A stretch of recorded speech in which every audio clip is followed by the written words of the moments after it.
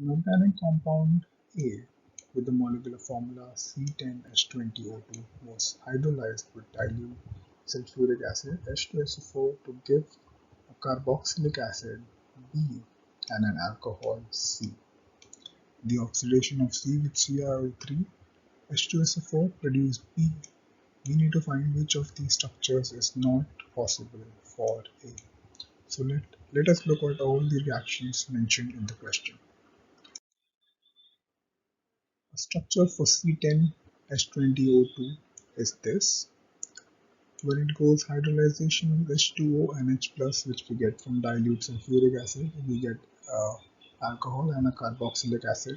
When C goes under oxidation with CrO3 and H2SO4, we get this compound. Therefore, the answer is the second option.